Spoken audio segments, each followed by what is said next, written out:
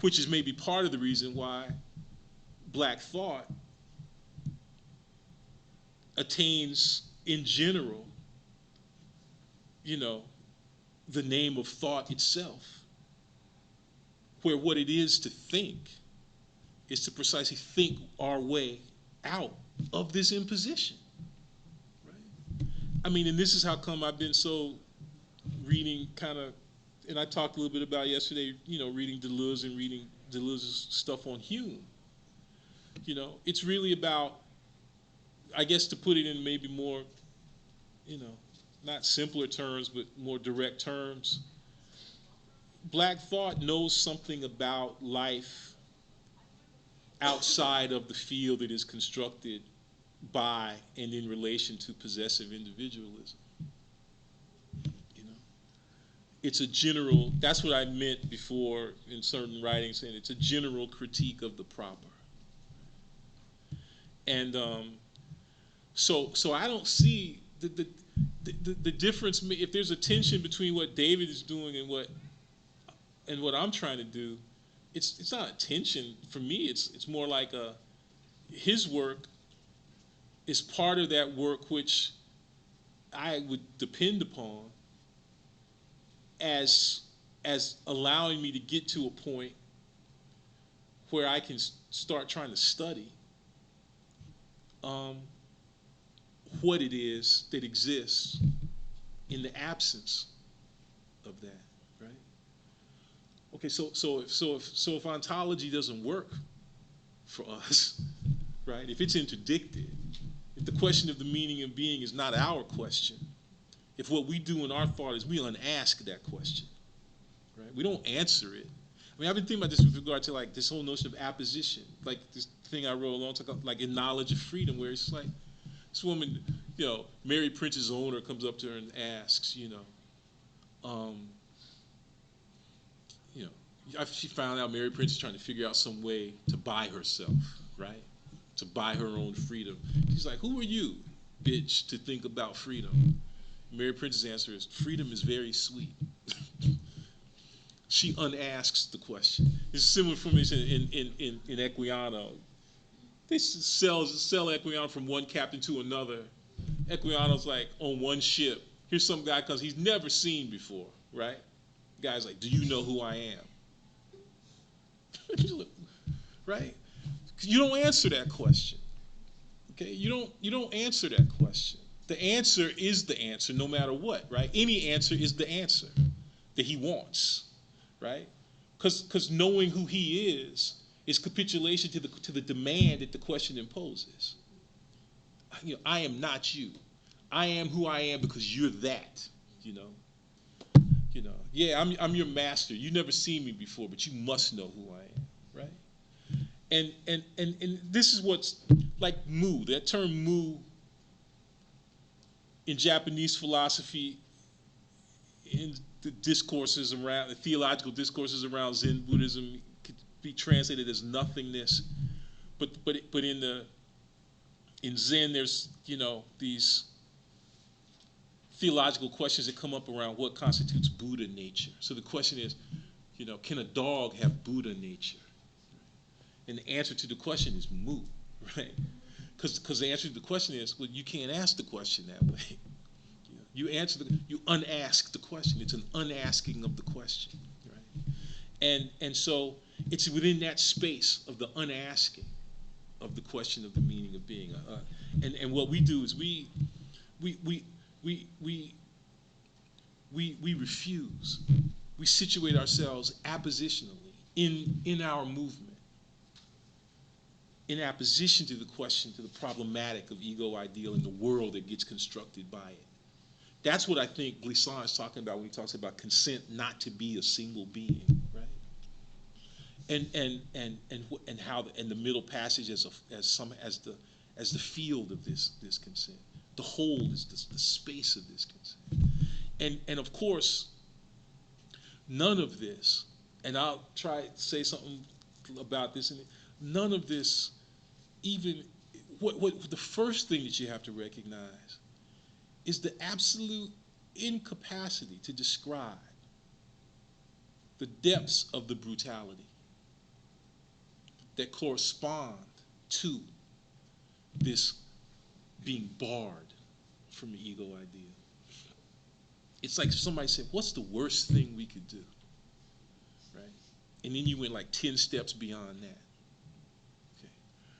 But by the same token, so that it's not possible to describe it. There's no language that is adequate for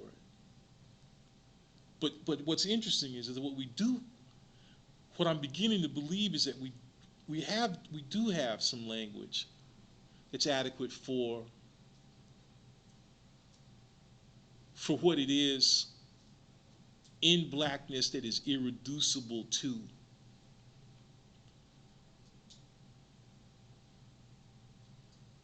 its relegation. So,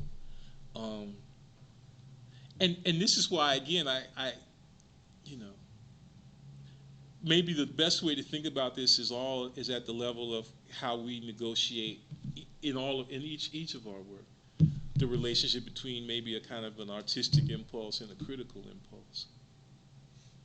Because David's a great poet, and poetry is, for me, the field in which we actually have some kind of, and art more generally is the space in which we have some way of articulating the relationship between the nothingness that is imposed.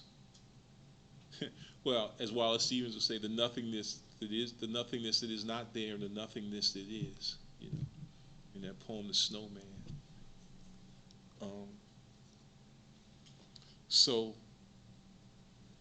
I wouldn't even think about it as a tension between David and me, as just maybe the differences between the different ways that we both understand that tension in our work. You see what I mean? It's not between him and me. The tension is there in what each of us do, and there's a difference in terms of the way in which we each work that tension and negotiate that tension. Not resolve it, because to resolve it would be to turn off the engine.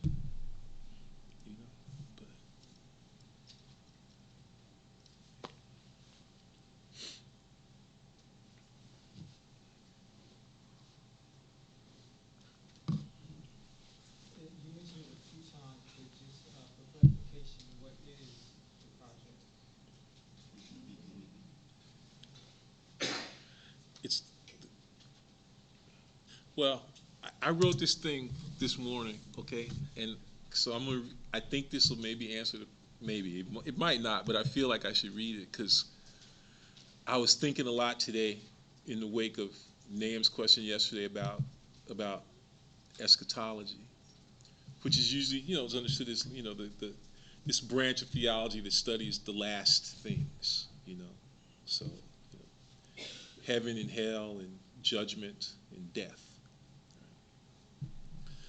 Or another way, but it's the field of theology which takes up and studies the end of the world. Okay. And the project is the end of the world. The end of the world as we know it. Okay. But the end of the world as we know it is something that then has to be slightly modified or refined, so that we haven't simply been waiting for the end of this world. And our work isn't simply some kind of preface to whatever will happen after the end of this world. It's not a relation that shows up at the level of a surround or at the level of a kind of telic thought. There's a relationship between this world and another world, and an alternative world, and that relation for me is better understood in terms of permeation and apposition rather than opposition and surrounding, right? And I think I'm just quoting myself from something I'm going to probably say tomorrow, but in the most simple terms, the project is, I think of it as a modified eschatological project, the end of the world, the movement, opening up the space, opening up the points of transfer in a general and evangelical way from this world to the alternative world, to generalize the access to that.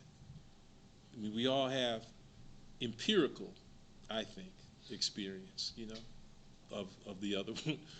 I don't think about the other world in that, in the sense of it being way, way, way, way far away, or way, way, way after the fact of this one. It's anyway. That's what I think. That's how I think of it. And if somebody else were to characterize the project in a different way, it wouldn't mean that we ain't still in the same project. So, I mean, that hence, it's my, we live and we operate. I mean, and this is why, like when Jared will say something like, social life is lived in the shadow of social death. We're talking about relations between worlds, right? And we could have all kinds of little disagreements and little mini arguments about how best to characterize that relation, right? And then there's a whole set of questions about the fact that we operate still within a whole set of responsibilities that accrue to us within this world, right? I mean, we have to live here and fight here, right? We have to survive this shit, But I also think that our living and surviving here is all bound up with our access to the other one, and that what's at stake is a generalization of that access, But I mean, that's how come I was like,